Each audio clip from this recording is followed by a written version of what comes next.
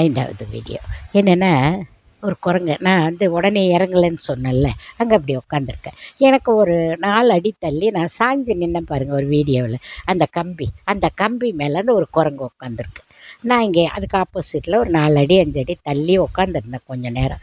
அப்போது பக்கத்தில் ஒரு ஃபேமிலி, ஏதோ சின்ன ஒரு பொண்ணு, ஒரு அம்மா, அவங்க அந்த கம்பிக்கு 2 அடி தள்ளி அந்த பேக்கை எதையோ திறந்து அந்த பொண்ணுக்கிட்ட எதையோ எடுத்து அந்த பொண்ணை அங்கே உட்கார வச்சுட்டு அவங்க அறிவிக்க போகிற ஐடியா. அந்த பொண்ணு வரமாட்டேன்னுச்சு போல்.